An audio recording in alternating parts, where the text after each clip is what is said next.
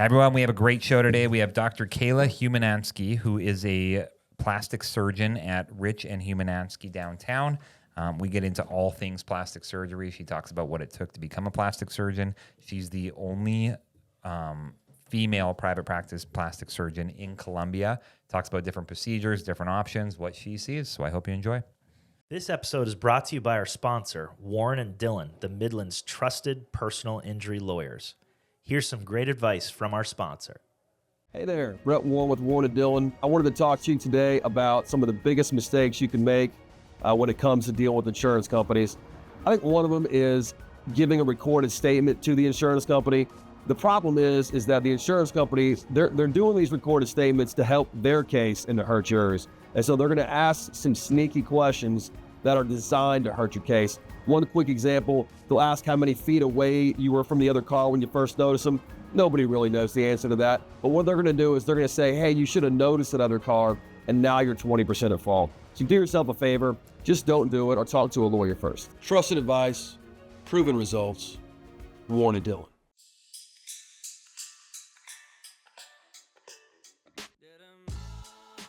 Hi, everyone. Welcome to the show. I'm Dr. Randy here with Dr. Tom, as always, and we have a great show for you today. We have Dr. Kayla Humenansky, who is a board-certified plastic surgeon, and from what I understand, the only female private practice plastic surgeon in Colombia. Yes, that's true. Wow, this is a big deal. So we have never had a plastic surgeon on the show before. So tell us a little bit about how you got into this and then what you specialize in. I got into plastics from general surgery. So I did general surgery.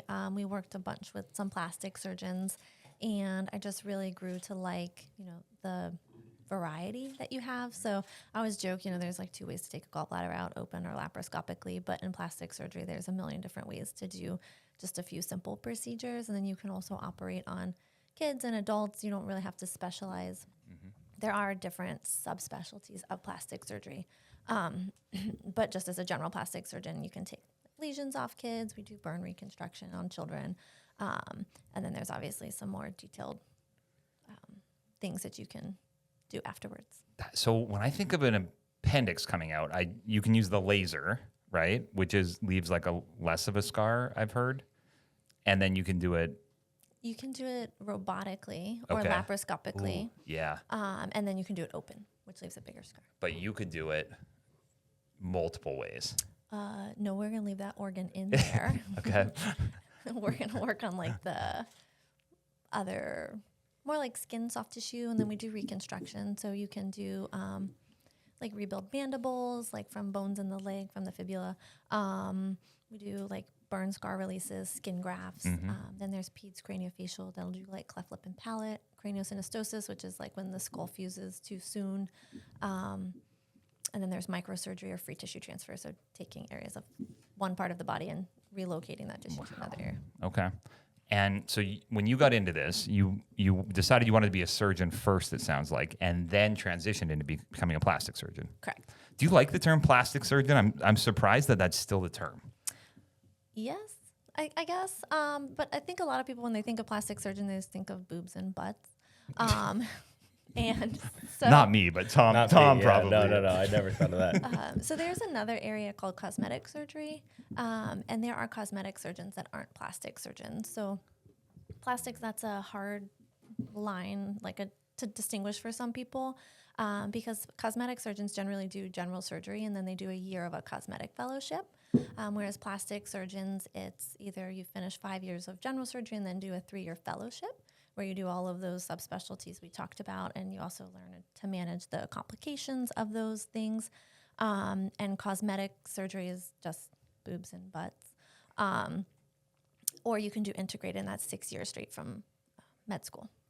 It's just a lot of school. So how many years total? Well, I didn't take a break. Some people do take a break, and there are people that come back later on in life. So I went from kindergarten until I was 30, I think 32. Yeah. So basically 12 years after you graduated. Straight. Yes. Long time. Wow. I love that you started at kindergarten. I know. I wasn't expecting counts. kindergarten. I learned my colors Did you and do how to preschool count. at all?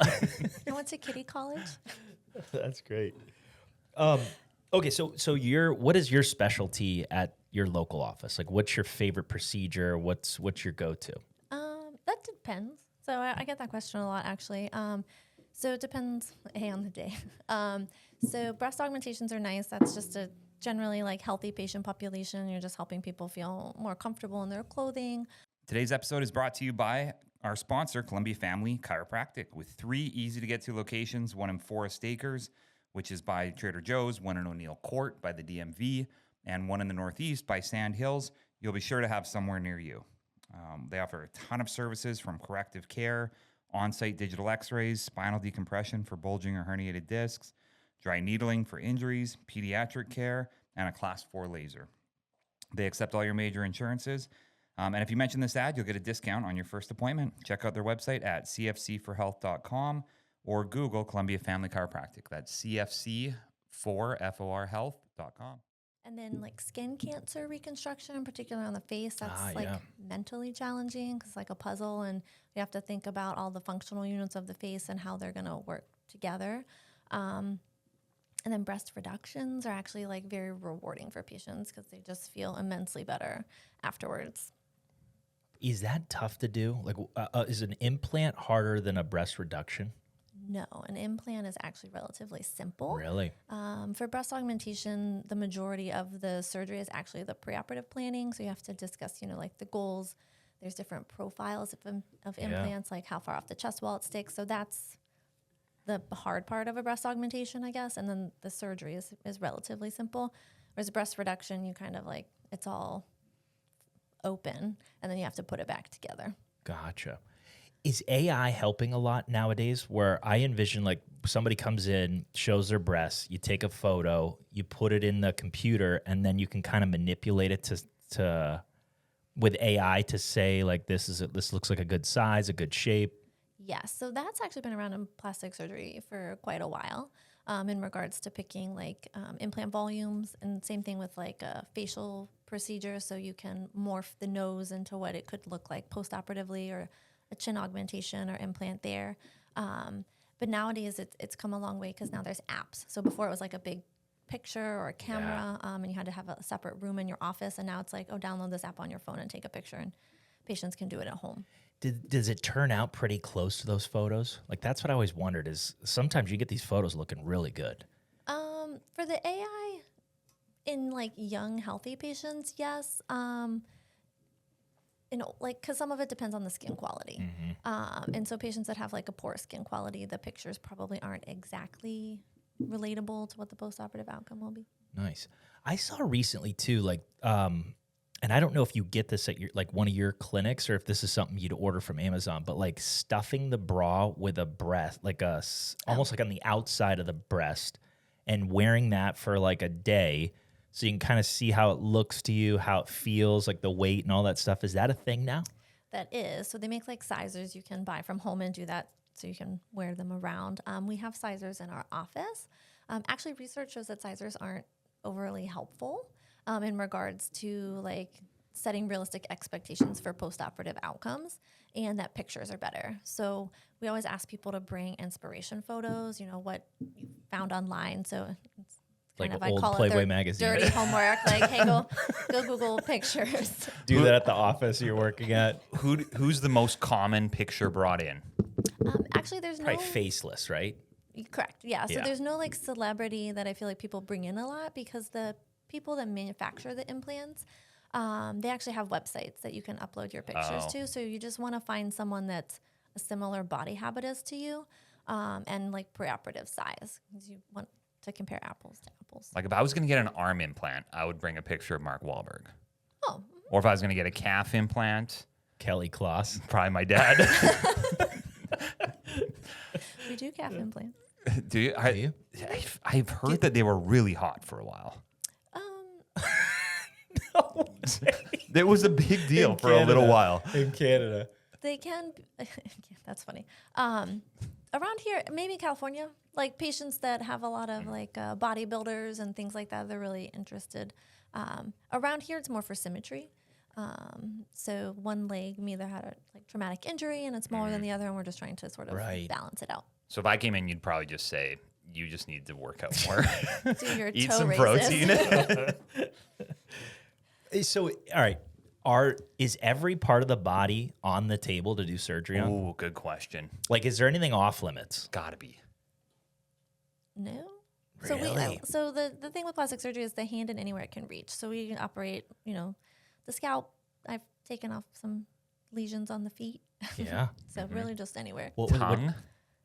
That'd be a dentist. Would that be a dentist? Lengthen or the would that tongue? be- or split it. Have you seen, how Oh, those I people have seen split it that. so it looks like a snake? That would be more like ENT probably. Or there's some facial plastic surgeons that are ENT trained and then they just do the face. Have not operated on a tongue except for like cancer reconstruction, and then that was in combination with ENT. Yeah. So I have a friend that wants to lengthen his wiener.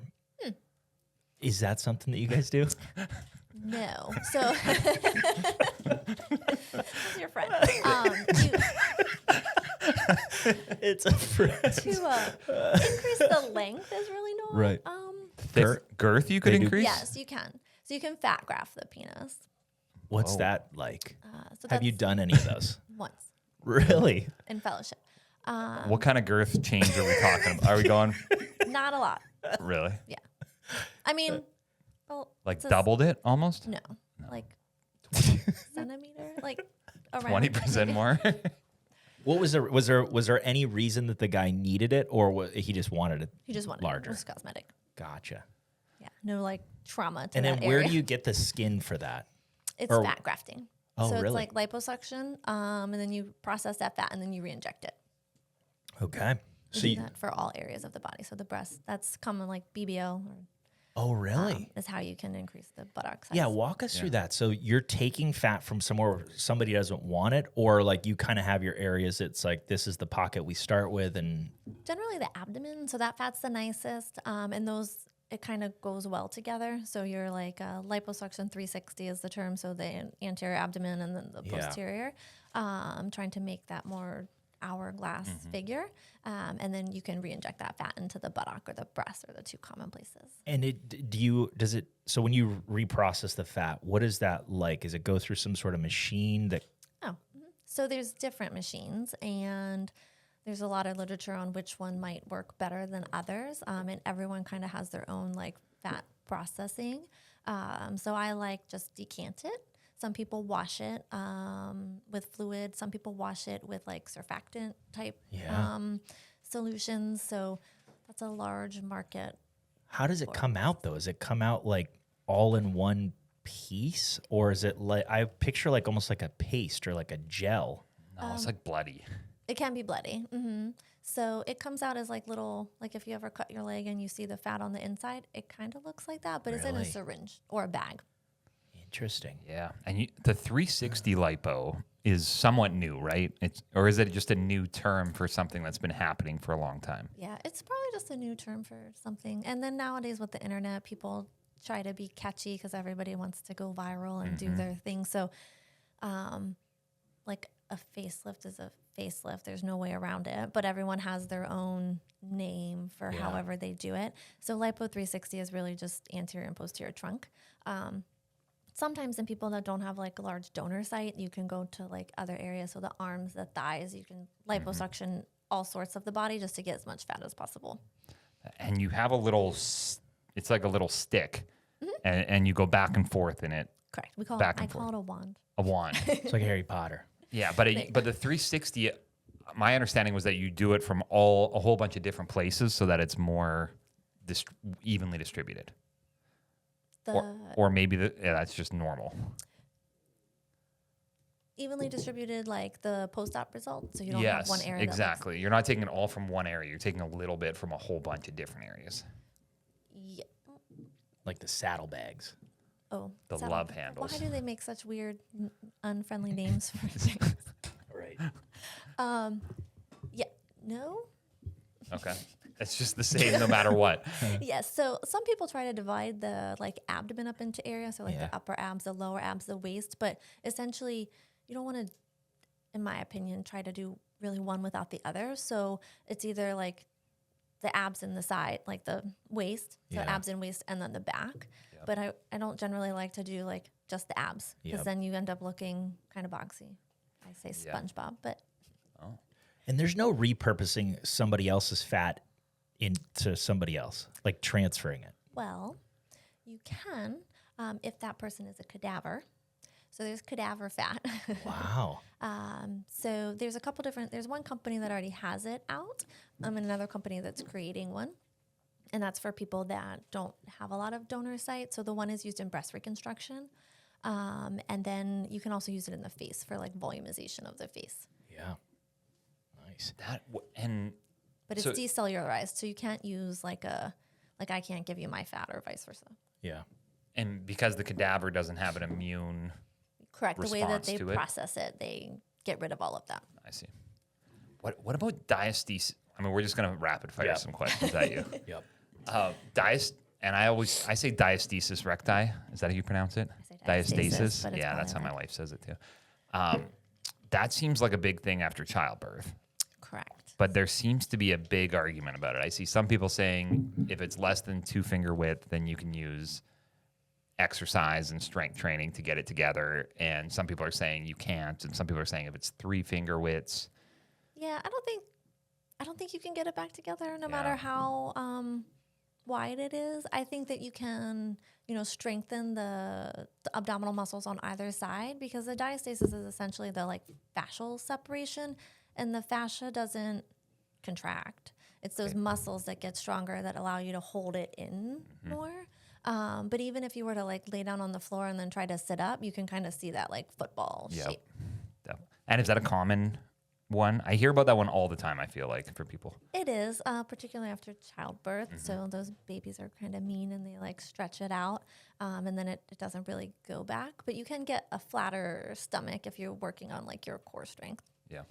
But we go in and we sort of sew the two edges back together to make it flatter. And that's a tummy tuck. Yeah.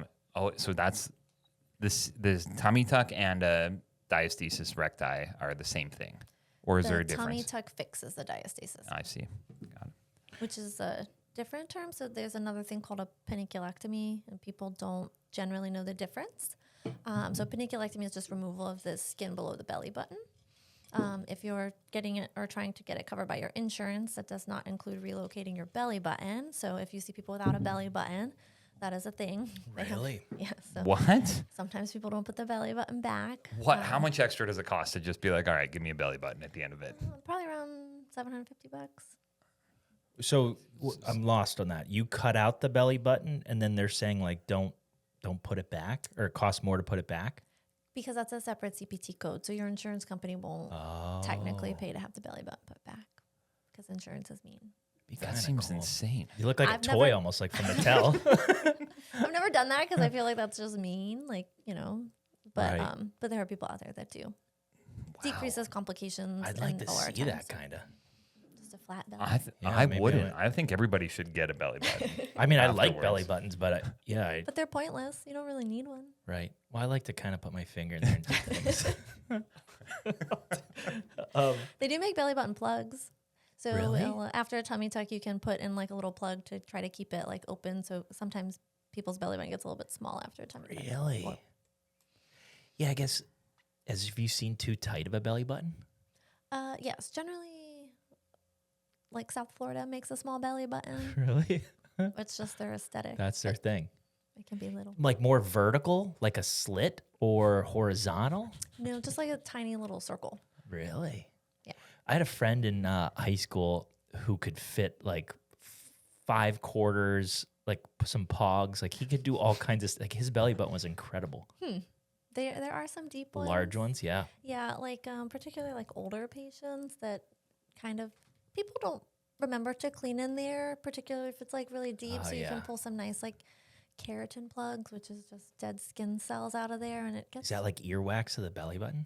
Yeah, that's kinda? kind of what it looks like. It's very satisfying to get all that out of there. Just Wow. Oddly satisfying and also kind of gross, but yeah. I didn't know that certain places have different looks. Oh. It makes sense to me Oh, that for South sure. Florida has a certain look, and if someone from California and someone from South Florida both came in to see you, you'd probably be able to tell where they had their work done. probably. What would be a California thing? That's like a skinny waist and bigger hips. Yeah. Kim Kardashian. Well, No, sorry, that's more like Miami. So like, because generally that's a Latina thing. So in California, yes, Kim Kardashian does have a tiny waist and noticeable buttock, but they want more subtle things, so more natural appearance, so that a lot of people are trying to go into like film and things like that, so they don't want to have something that might not get them that role. Yeah. What's the largest breast you put in? Depends. So for reconstruction, they just actually got FDA approved for, I think, 1,400 cc's for breast implant. I saw that. That's insane. Yeah. The guy was. How did you see that? I don't. I think ever since I started like Just in your looking algorithm? into this, the guy was holding it and he was like, Like a he bowling kept saying ball? I have big hands, and it was like overflowing his It's hands. quite large. I couldn't even imagine. It was the don't size get of your that. head. Yeah, I don't get that. Is that a mental disability when it's like it's so big it's hurting you, right? For cosmetic purposes, people that want their breasts that large, Like, do you ever have to be like, I need you to talk to a psychiatrist before this procedure? Like, is that ever a thing that a plastic surgeon would need to? yes. So that's generally for like body dysmorphic disorder. So Okay. patients that think they look disfigured but don't. But for breast implants, when you remove the breast tissue, surprisingly, that 1,400 cc implant might not actually look that big on certain body habituses. Yeah. Oh. So like a large chest diameter or a larger person, that might look like a baseball. In reality, it looks like a very, very large pizza. Yeah. Jeez. Oh, because some of them are high profile and can go more straight out, and some of them go like to the side. Correct. So that's projection. And that goes with volume. So patients that are coming in for cosmetic breast augmentations that want more volume, but they're like really little. So you can't give them like a 500 cc implant in a moderate profile. And each company makes different names for their profiles. Then you need to increase the projection in order to give them the volume, because otherwise their breast is going to be on their back. Like you can't move your arms because it's so 'Cause far it's out too to the side. Or you get like a what people call a uniboob. Yeah, where this part, the sternum, just kind of skin separates and turns into one big blob. Okay. Generally, that's from over dissection. But yeah, if you get like just too much cleavage when you're trying to Can put you it fix big, that? Like pin it down? You can try. Yeah. It's not a easily Doesn't look great. correctable. High profile seems like a no-brainer to me. Like, wouldn't you just want to be mostly straight out? Yes, but that gives like an augmented look. And most people want natural, or do they like the augmented look? Most people want natural, and some people say they want natural, but then in their description, it's not Yeah. what they want.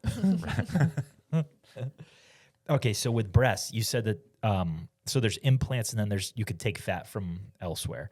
What's the differences in those? And like with implants, don't you have to change them every so often? Correct. So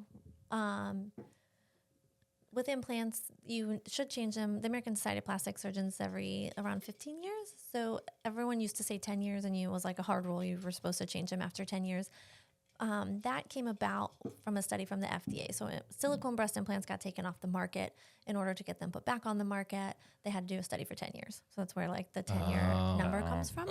That's not like a hard and fast rule, but the rupture risk is about 1% per year. So I see a lot of patients that have had their implants for 30 plus years. And they're coming to me because they've ruptured or they're having problems with them. So Right. I do think at some point they need to be exchanged, but I don't think it's like at 10 years. And if you're at 10 and a half years, like something bad's going to happen to you. But you should have an MRI every year, right? Or 2 every years? 3 years. Every 3 years. And then, but then if you take fat and just put it in, is there much upkeep to that? There's really no upkeep because once the fat, so there's What's the downside on that? Or is there one? volume. You can only get about half a cup to a cup size with fat grafting increase. You can get fat necrosis, which then turns into like oil cysts. So like on a mammogram, it could look like something. Generally, the radiologist can tell the difference. And you have to have donor site available. So if you're already very petite, you don't have any fat to take, then you either need to gain a lot of weight. Or get it from a cadaver.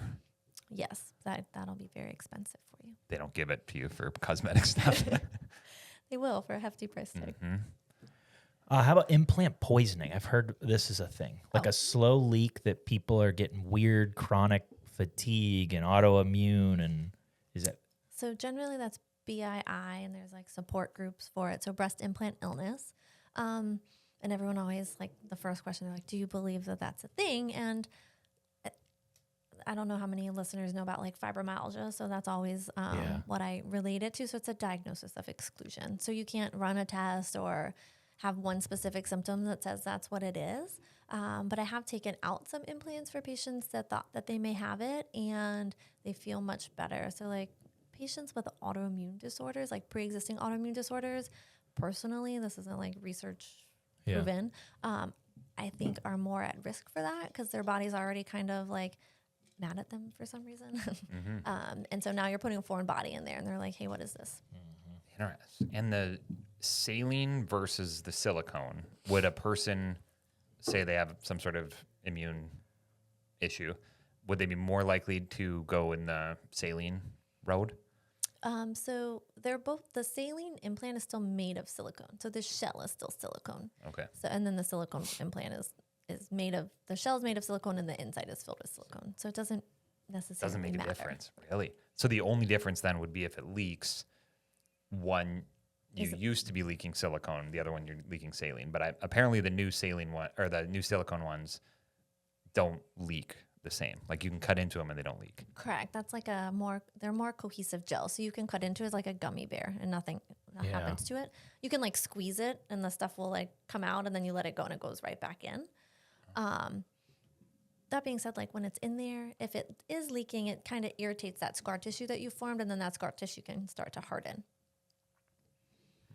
But saline is easy because if it ruptures, you like wake up one day and one side is flat and the other side is That's still. like deflated. You like pop. Has anyone popped their implant? I haven't. How No, would that not like a happen? trauma or anything. Yeah, like a car. I picture a car accident, like an airbag smashes it and it just pops. I haven't had that happen. I have one lady called and she woke up and one was gone. Yeah. She's like, hey, come on Can you in. fill me back up? Is there any new like fun breast materials that are out there these days?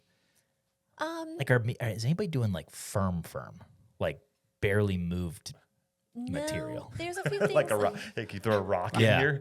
like I want this granite breast. Things just that would be capsular contracture. We don't need that. But there's a lot of stuff going around with Well, I don't know if I can use real names, but I guess Galiflex. We're not sponsored by them or anything, but that's a mesh.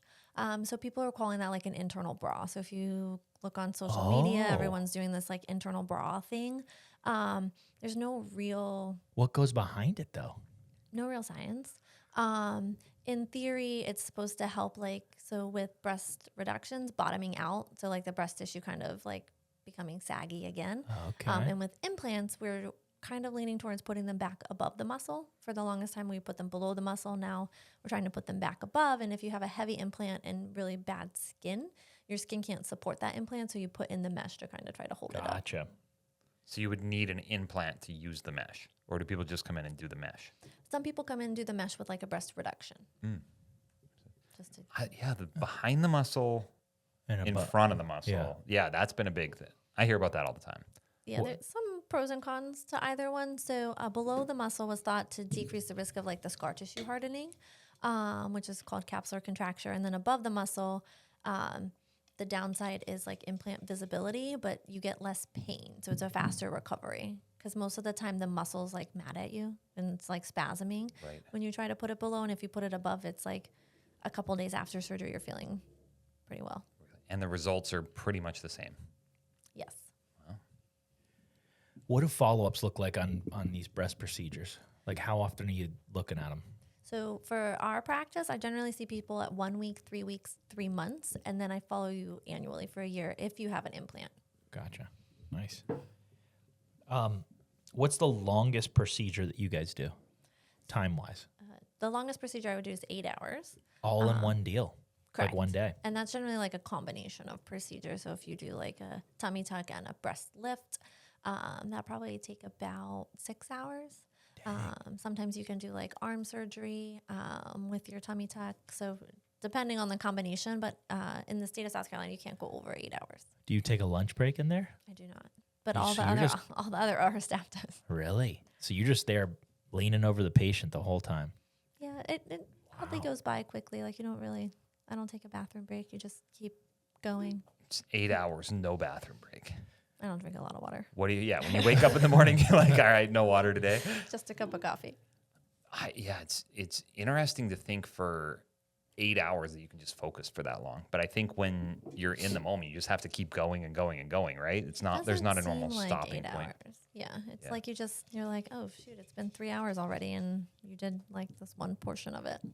Yeah, that's so. All right, so what does a normal kind of day look like then in your practice, or even go personal life practice? Because I know you're a mom, you're a wife, you got all kinds of things happening. Every day slightly different. So yes, I have 2 little ones. They're 2 and 4, so that keeps us pretty busy. So I try to like help them with breakfast and whatnot, and then I'm sadly, sorry everyone at my office, but I'm generally late to the office these days because I like feel bad leaving them at home like half done. So I'm like, all right, put your shoes on, get ready for school. And then I either see consults, and we do Botox and filler in our office too. So we'll have those patients like intermix throughout the day. And then one day a week is our office OR day, where we do mostly like facelifts, facial procedures. If you have implants and they're not ruptured and they need to be switched out, you can do that in the office. All of that's done with local anesthesia and like some medicines that make you a little bit sleepy, but you take all those medicines by mouth. Yeah. So the recovery time is a little bit faster. You just come in, it's like more personal experience than going to the hospital. And then generally like once a week, we'll go to the hospital and do our big cases where people need to go to sleep. Wow. So someone could get their implants taken out and replaced without even being put under. Correct. That's amazing. What are they doing? Are they just looking at you? They're just watching Do you Netflix. put sunglasses on? They're at watching least? Magic Mike. Yeah. on No, but we Netflix. do have Alexa, so they can listen to whatever music they want to. Just talking to us. And they don't feel anything, right? You don't feel any pain. So it oddly feels like a lot of pressure. So I've actually done it to a family member so she could like describe it to me Yeah. in detail. It's like, tell me what it was really like. Yeah, yeah. And yeah, it's just a lot of pressure when the implant comes out and when the new one goes back in.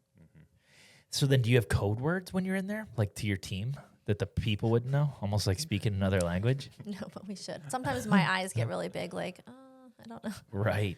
I don't know if this was for her. But most people do very, very well at it. Yeah. It's sadly the gentlemen that are a little bit, Soft? yeah. Really?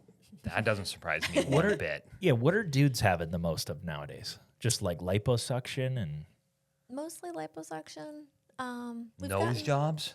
Got to be getting a lot of nose jobs. Beard? Occasionally. The majority of our patients are women, but we do rhinoplasties. We've got a couple gentlemen for facelifts. We even do like Botoxes. Now people want to call it Brotox.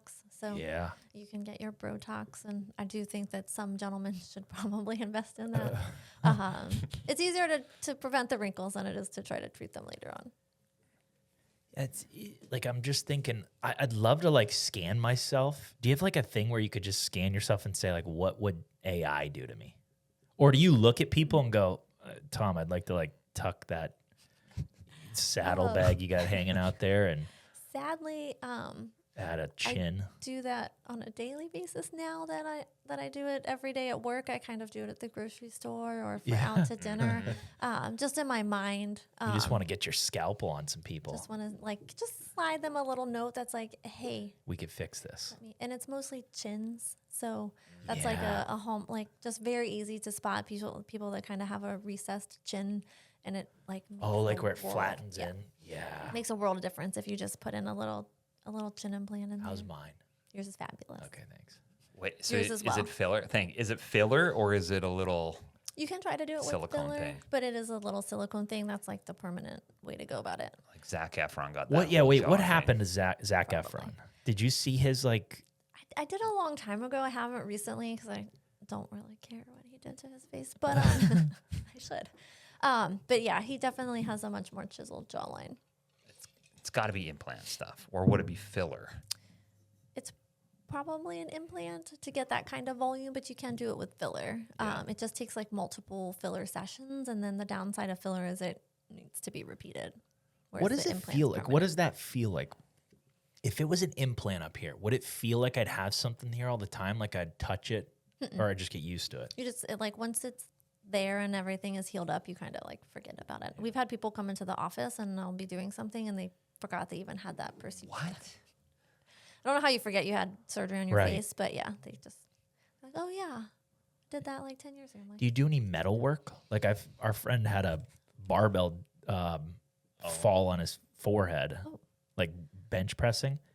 Do you have to do any of that where you're like, pulling pieces out of people's skin? well, I think he got it replaced with like titanium. Yeah, it's so- shattered in so many different places. They had to put titanium. Or you come in after the titanium guy? No, that's generally yes. So yeah, facial trauma. So you do need like screws and plates and stuff to sort of hold those bones together while they heal up. Would you fix hairlines? Like, is that something you guys do? We also fix hairlines. Really? yes. Like if somebody has a big scar that just, So you can do hair transplants to scars. You can do hair transplants anywhere. So we've done eyebrows before for people that want Really? like thicker eyebrows. my mom needs that.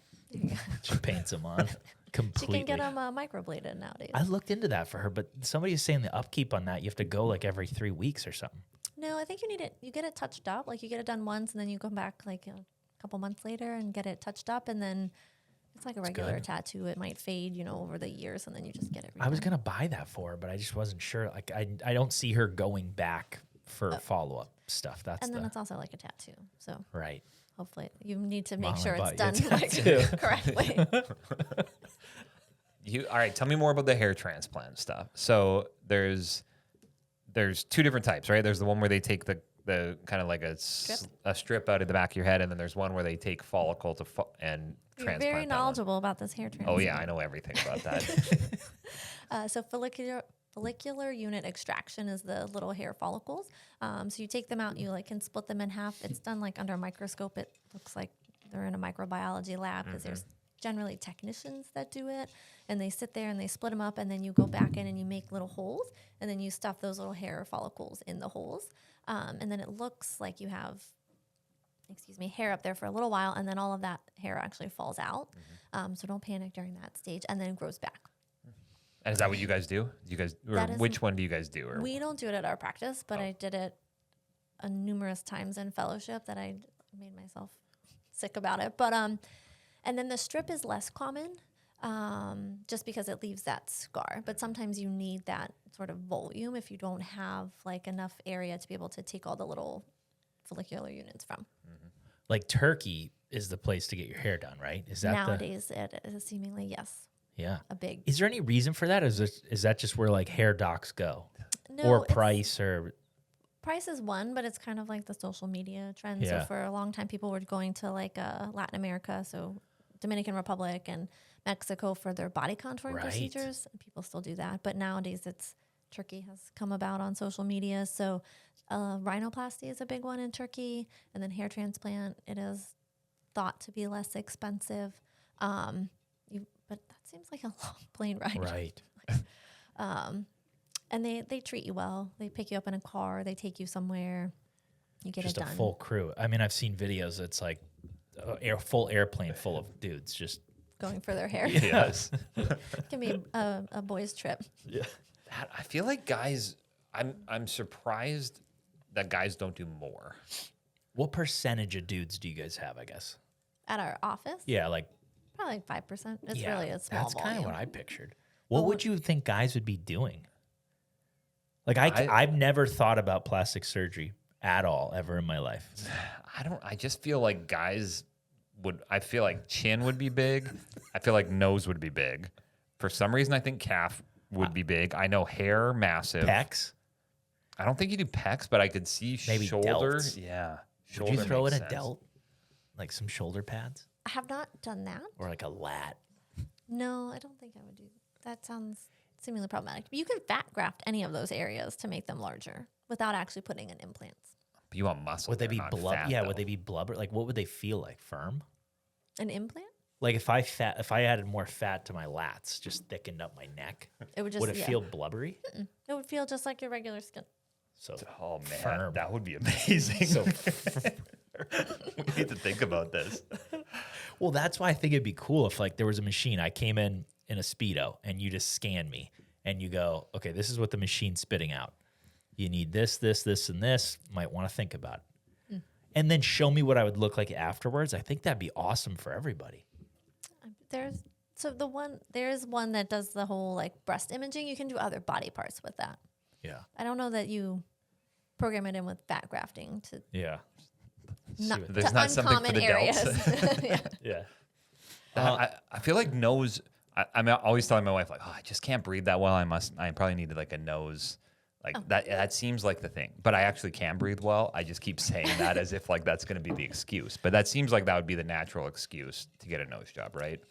It is. And sadly, insurance companies kind of figure that out. So nowadays, they're two separate things. So septoplasty, which is like the cartilage inside the nose, that's insurance. But if you want the nose to actually look different, that's cosmetic.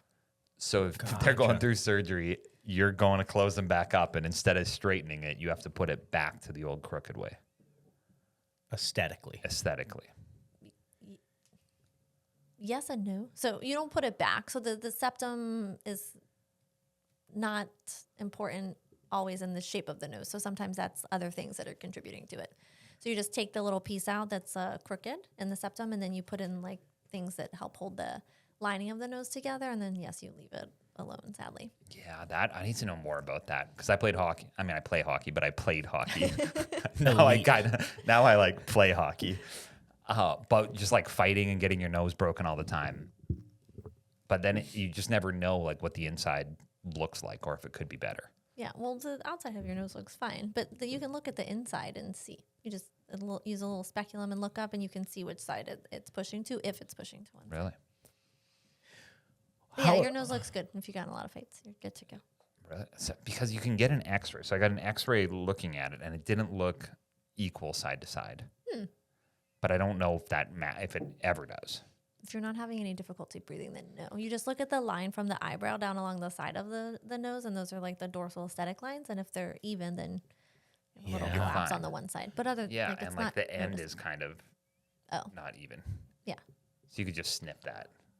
Shave it. Straighten sure. Like, shave I down. feel like that's how I would tell everything to you. Like, hey, just like tiny snip here, tiny move there. Move it up a little. Yeah, just bigger chin. There's a book. Isn't there a book? I forget the guy who wrote like a beauty book, and he did something with all kinds of math and lines and all this to show like this is what beauty is on the face. You know? You are correct. I don't know who, yes, Yeah. but that's kind of like the basis of plastic surgery. So, or like at least facial aesthetics as well. So, yes, it's geometry for the face. So that's It's like pleasing to other people's eyes. Correct, And it's yes. some symmetry and some other stuff. right. So there's science behind See? why you think someone looks pretty. Good. Yeah. Yeah. And so it's the intercanthal distance is a common one. So if people have like wide set eyes, that just looks odd. And so it should line up with the outside of your nose. Yeah. The way that your nose is, or like we talked about, like the protrusive chin. So all of those things, like the bottom of your nose to your upper lip to the bottom of your chin, should sort of form a straight line. And when the chin doesn't meet that line, so there is math behind it, but to like the regular people, it's just like you know someone, you're like, oh, that looks interesting, or wow, Yeah. that person's really attractive, and it's generally because they meet all of those science principles, I Yeah. guess, or geometry. And like the hip to waist ratio thing, there's numbers in there too, right? There are, but I feel like those are more like ever changing because it's more like what's popular at the time. You know, we really, before, people wanted like that very, very large butt, and now people are going more towards like a natural look Yeah. for a BBL. But now it's kind of too far gone because BBL, people just associate it with Kim Kardashian. Yeah. So that makes it better or worse, or like more popular or less? It makes it like a certain aesthetic. So people come in and they like don't want lip filler because they see like someone who had it done very poorly. Yeah. And so now people don't want a BBL because they see Kim Kardashian. They're like, I don't want my butt that big. I see. But it doesn't have to be that big. So you can make it like a really nice shape. And make Zero it look working out, just shape it up. just nice and natural, Just where a it like really fills nice out your shape. pants. It just doesn't have to like Yeah. be a negative vector there. And that's how big can you go in one session, because you're limited on fat, right? You're limited on fat, and then you're limited on blood flow. So you can't just like keep dumping fat in there Right. because it won't live.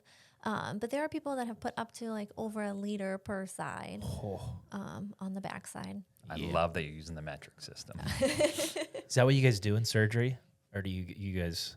Liters and milliliters. Yes. Yeah, really. It's because it makes sense. does. Centimeters and millimeters, right? I do like the metric system. That is one thing I do like.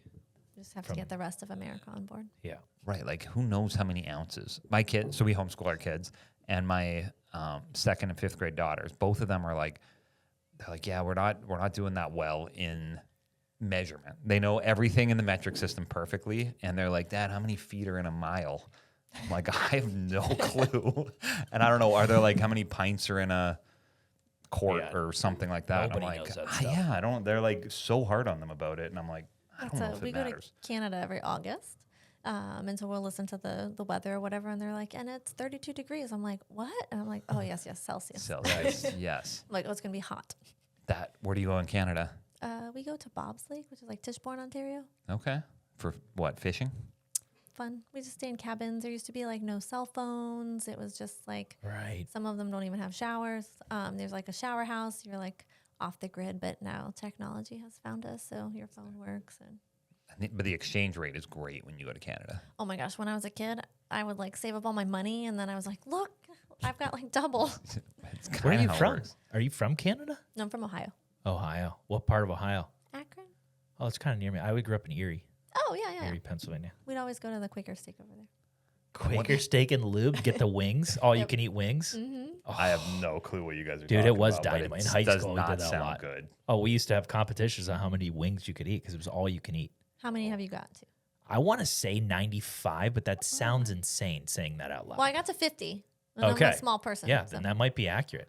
You ate 50 wings in one They're sitting? like they're Some kind of of them small. are little. Yeah, they're not like giant wings. That's still insane. It was I a think they normally treat. come in like portions of 6 or 12. Like they're like, These do you were- want yeah. 6 or 12? I think these came like in little 5 bangers that you just You just order them one coming. when they Yeah. bring the other one. So you ate 5 wings and then ordered 9 more rounds. Yeah, you can't What like if take we a were- break. You can't let your stomach No, think yeah. about being full. You just nothing go. else. You're going to just eat. So did you know, was your husband there? Did you know him at the time? I did know him at the time. I don't remember if he was there or not. I just remember I was challenging another. We were lifeguards, so it was like our little after work thing. Sadly, I don't think I beat him. His name was Brandon. So, did you go to the one off of I-90? You know what? Maybe. I was 16. And there were cell phones back then, Oh, wow. so I just put it in there. But I think so. There was only one. It was like the second one because Sharon, Pennsylvania, has the original. Yeah. What if we were eating together? We could have been. Were you there? I don't know was what there year from. that was. I was there She'd be from like, probably hey, who's that 19 30-year-old up there? I was there from 1996 to 2002. Oh, then we could have been. Mhm. Little crisscross. Whoa.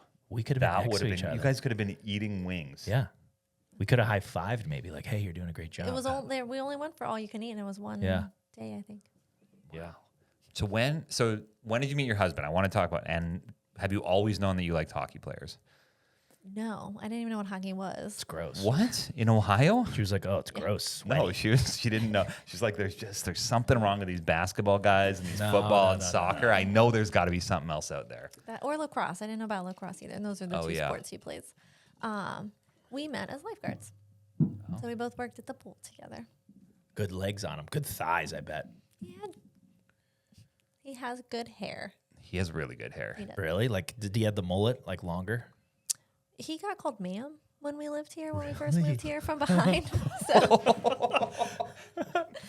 they'd say, like, because he's a nurse. So they'd be like, excuse me, ma'am. Oh, and he'd that's turn around and great. he's got like a full beard. And they're like, oh, I'm sorry. That's great. How did he respond? Did that bother him or no? No, he doesn't care. Fine. He doesn't care about much. Yeah. He's pretty easygoing. We had hockey. When I had hockey hair, like down to my shoulders, I mean, you just roll with it. Doesn't matter. Sadly, it's a little too hot here for him to keep it long now. Yeah. He gets tired of it. Yeah. Do you ever look at your husband and want to change anything? Like snip him? No, but I do tell him that he's going to get Botox while he's sleeping because he Really? has a lot of facial expressions. Yeah. It sometimes could be helpful if he didn't. Right. You can just talk to him and no clue what he's thinking. He just assumes the just best. kidding, right.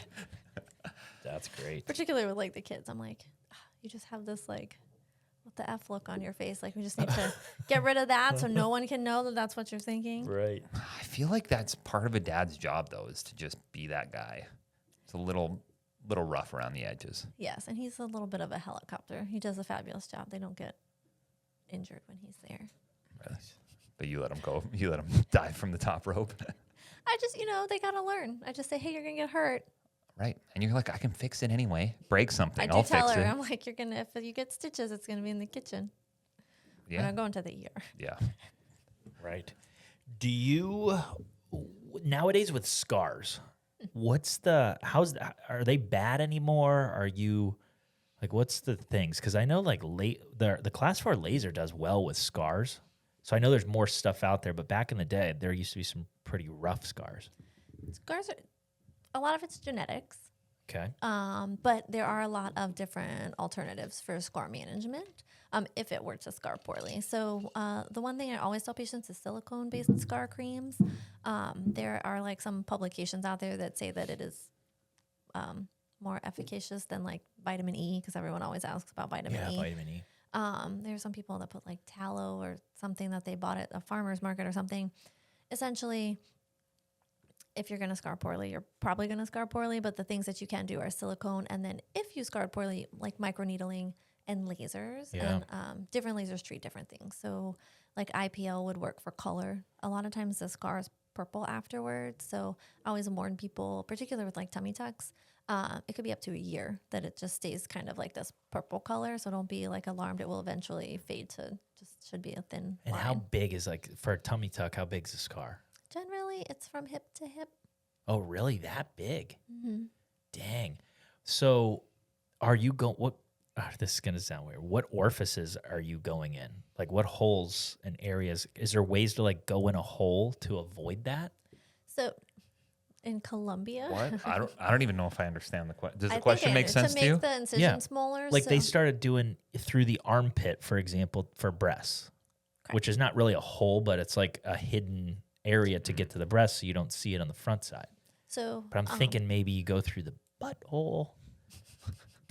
no, to the belly button. Or spread through the abdomen.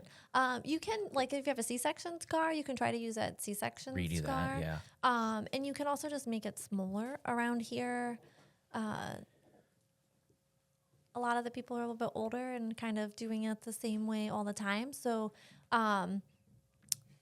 there's like you can do endoscopic tummy tucks. So you can, because essentially the tummy tuck portion is sewing the muscles back together. Right. So if you don't have a lot of like extra skin to be removed, then the incision doesn't necessarily have to be that long.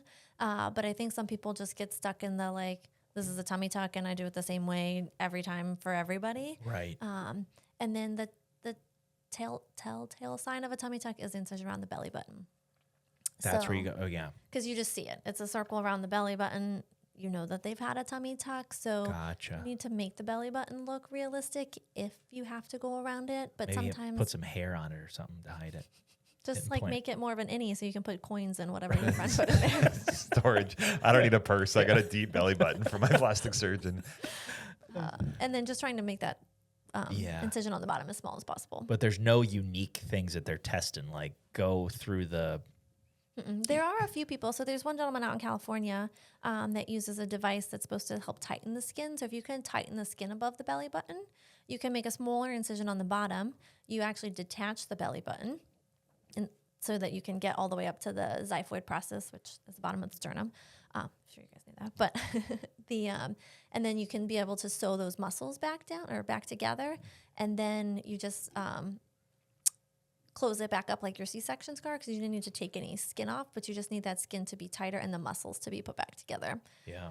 So that's kind of along the lines of the endoscopic tummy tuck. It's more like minimally invasive, but you have to have the right mindset and ability to think outside the box, and then the correct patient. Gotcha. Is it called the Artemis 2 or something? That is a laser, Oh, it is. I think. Yes. I don't know. I've heard of that before, and we've had a few med spa owners before. Oh. What's the beef level between you and med spa owners? Oh, I'd love to hear this. I don't really. For me, there's not really a beef. I mean, I do find it interesting that like. Because they're dabbling in your Oh, territory. and you want to They just are. say something. And some of them are, they do a great job. I don't really have a beef with them. They send us patients. It's a mutual sort of respect. Is more along the lines of non-surgeons performing surgery, I think, is a little bit more of where I would Oh, put yeah. my foot in the ground. If people want to do Botox and filler, like vascular occlusion is probably the worst thing that can happen, and facial asymmetry, and anyone can get a vascular occlusion. But in regards, there's like a couple family practice doctors in town, a head and neck cancer doctor, an orthopedic surgeon, just a variety of non-cosmetic or plastic surgeons or facial plastic surgeons that some of them are very honest on their websites, and, they tell you that they're board certified in family medicine. The regular person doesn't see that. They just see doctor and think that doctor is a doctor. But some of them just say board certified. They don't say what in. What is it? So that's an important question to ask. And then I just feel like you should investigate multiple options before you let someone operate on you, because there's no eraser on a scalpel. And you really need to know kind of what you're getting yourself into, and then what are you going to do if you're unhappy with the outcome? Yeah, that's good. Right. You're going to probably get it redone. Correct. You're going to come And to you're see going the to go to plastic see. surgeon. Yeah, exactly. Yes. So there is, and the reason why most people would probably go somewhere like that versus a board certified plastic surgeon would be finances, or would just be that they don't know any better. I think they just don't know any better. I think some of them might just assume that plastic surgeon is more expensive, but I do think that a lot of people just don't know the difference. They just think doctor is a doctor and they're board certified, but they don't ask what it's in. You mentioned insurance. So what does insurance cover? Is it only if it's like the diagnosis code's tied to an ailment? Like nothing cosmetic, I can't imagine insurance. Correct. Yeah, insurance is getting worse and worse. Yeah. I think that's why some of these other non-surgeons are looking into more cash-based procedures, because it's just much simpler than trying to fight with insurance companies. But yeah, so there's ICD-10 codes, and those are tied to CPT codes, and there's some CPT codes like liposuction CPT code that insurance will never pay for. Right. And they're pretty picky. Yeah. Okay. It's getting. We find that too. It's only Yeah. getting worse, which doesn't make Well, sense. people because, shouldn't rely on it. That's the biggest thing. It's right. like, That's what's silly is people pay a fortune for it, and then they can't use it for half of the things that they want. Exactly. Or sometimes people think, well, my insurance will pay for it. But they will, but like not all of it, Yeah. they're just like, oh, my insurance pay. I'm like, yes. They paid X amount of dollars. here's the rest. Yeah. And then insurance companies are mean. There's like policy exclusions. I didn't really know any of this until we got into private practice, and it's like breast reduction patients, but that was like a policy exclusion. But like she didn't know that before she signed up for her insurance company. So no Right. matter what the documentation was, they were never going to cover that. Wow. Yeah, it's ridiculous. They're not nice. What team members do you have in the room for a surgery? A Like- nurse and a scrub tech. Just two, so three of you. Correct. Nice. And we're all women. That's cool. That is cool. And then do you do any celebrations like afterwards? Like, do you guys have like a handshake, high five, or anything like that? We don't. You might add it. An after elbow today. bump, I was going maybe. to say we should. Add something in there. Okay. Have you done any or have heard of like the biotech, I think it is, like shit that people are putting inside their skin, like on their wrists, or have you seen any of that? So, and I don't know what it is. I meant to look it up before the show, but I didn't. They're putting in like chips so that they can have it like inside of their wrist or hand or wherever, so that they could unlock their car or swipe their credit card or anything like that, or like turn on a They light just bulb. want to be like a robot. Yes, it's like they're adding in technology inside their body. I didn't know if that was Sounds becoming risky. more mainstream or not. I think they do it with dogs a lot. They do. My dog has a microchip. If you need to Yeah. find her. But my kids do not. Yeah, and It's probably a good line to drop. it was weird. Like I think they were like inserting light bulbs and all kinds of stuff where like they could glow and weird shit. You could just like tell Alexa to turn on your lights. You don't even have to like just Yeah, talk you to don't your need it. arm. Right? Well, I'm curious about the different procedures that you do, and then from, I don't know if riskiest is the right word, but from most complications to almost never have a complication, or the potential for complications. What does school scare you about? like in art, we always had like our teachers would scare us about like these things that like never really happened, but I guess it could. So, I guess augmentation mastopexy is probably one of the most litigated procedures. And so that's a breast augmentation and a breast lift together. And inherently that makes sense for having like a higher complication rate because you're trying to make the breast bigger while also making the skin envelope smaller. So there are two like counterbalancing forces. So if you were to have a complication with that, the worst thing is like wound dehiscence or the incision opening up, and then loss of the nipple areolar complex because you're putting a lot of pressure and strain on the blood flow to it. Just falls off. The skin does not survive, yes. Wow. Then you get a fake nipple. You can get a fake Do nipple. they make those? You can. I make nibbles. Yes. That's a clip. Correct. Particularly for breast reconstruction patients. So they oftentimes will get their nipple areolar complex removed, and then we rebuild the nipple, and then they get the areola tattooed. Oh, so you're making it out of regular skin, kind of shaping it, but it would look like regular skin. So then they go to a tattoo artist and darken it. They get the pink part around the nipple. Yeah. Yeah. What's like standard areola size? And do people go bigger or smaller these days? That is always my complaint when I go to the hospital. So they have a lot of the gentlemen's sizers up there. I feel like you can't go too small with an areola. Sometimes you can go bigger, but around the average size is about 38 millimeters. Is that like a 50-cent piece, or what would it be comparable just for a visual? Oh, I think it'd be like a quarter, like less than Quarter? a quarter. 38 millimeters seems bigger than a quarter. Yeah, probably. I'm trying to picture what I three- don't have so a lot it's of 50-cent 3 pieces around. Like, It's 3.8 centimeters, which is like, well, I guess that's like big. 2 inches. Yeah. but that's the whole like diameter. From one side. Oh, Yeah. That's way like the bigger. diameter of this microphone. A little smaller than Yeah, that. maybe. Okay. My nipples are tiny. Well, gentlemen's are different. They also have different shapes. So like we'll do for gynecomastia or like male breast tissue, you can reshape the area like the areola and the nipple, and so you want to make sure that it keeps a traditional male shape. Same thing with transgender surgery if you're trying to make a female breast into a male breast. Do you guys do that at your place? We don't currently. Okay. What's the point of a male nipple? And like, could you just lop it off with really no concern? Well, if we're zapping belly buttons, we might as well zap the nipple. Right? Men do have breast tissue. So if you just like cut off the nipple and don't remove the breast, like you still have the ducts that connect the breast tissue. So like if you had a pituitary tumor or something, you can produce milk. Really? Men can produce milk? If you have, A tumor. yes. Is that why I've you never think heard God that. threw him in there? Like, I always wondered why God. In case your wife is out of town, you just breastfeed your baby. Yeah, here we go. God said, A backup couple, supply. a couple weeks ago, we heard about men breastfeeding their baby to wean them off of the mother. Oh, like wearing the fake breast? Nope, real nipple. Real nip. So just- Oh, and it's just that was a pretend. theory I came up with a theory that that's why maybe men have nipples, is for the weaning process.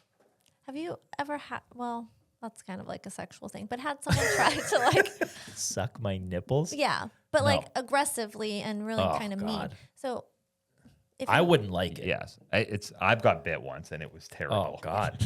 So My I wife's think gonna that love would it. be great. By your wife? Yeah, well, she was just like doing it, I think, to like mess with me, and it hurt so bad. But even like back in the day, you used to Pinching do nips, like yeah. like the little twisters. Those were terrible too. So I think it would be great if men could, help a woman out and just understand We really the. don't do anything, huh? Yeah, not a lot. My wife gets upset with that. It's like, hey, I didn't design my body. God figured this whole thing out. Right? He knew I was going to act this way when he made me. My wife has a famous quote because I go, Adam and Eve. And she goes, fuck Eve. All right. How about couple last questions.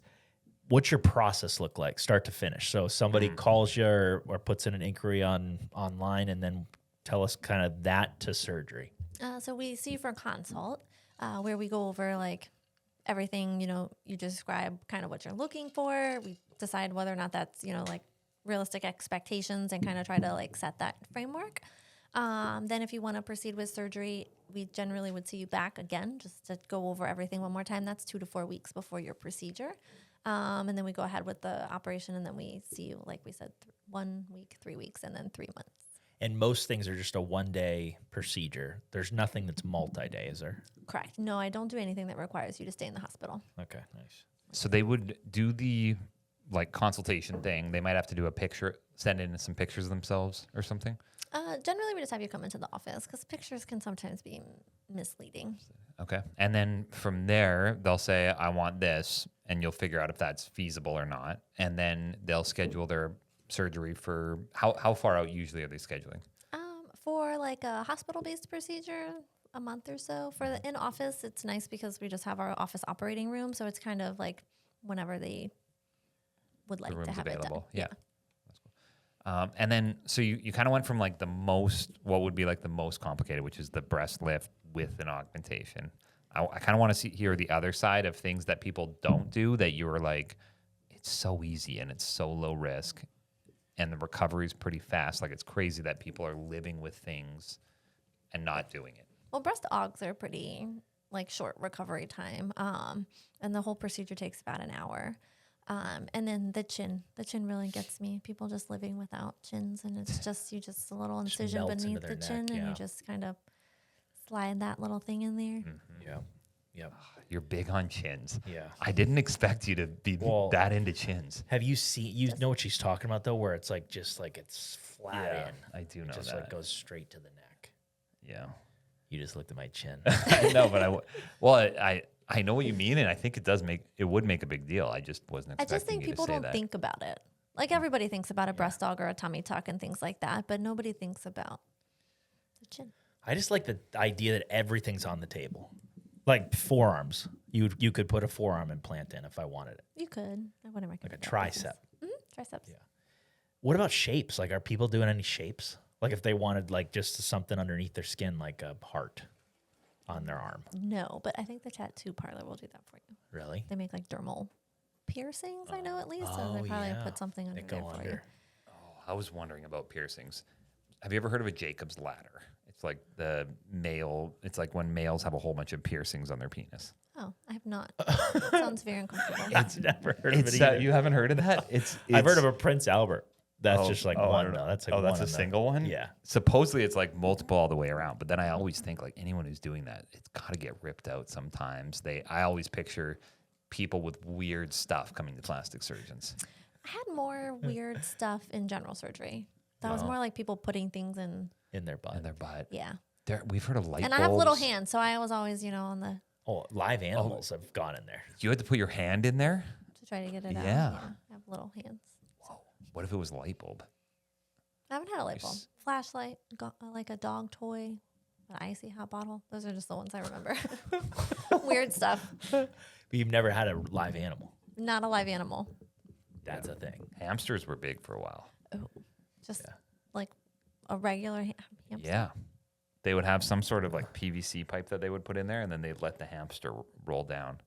No, thank Called like felching or fetching or something like that. Is that what it was? There's you. Sounds You got to be into some weird stuff, but I mean, painful. hey, everybody, God, it sounds like everybody death. has their own thing. Like a hamster or a gerbil running around in there would tear up your insides. Insides. Yeah. Well, you can't run anywhere because it would like collapse. That's what Right. they Or, like, like, though. They freak. like I think it's still contained into something, but like But when they move in there, like they love that. That's odd because like the cold. Well, Randy knows. What's it feel like?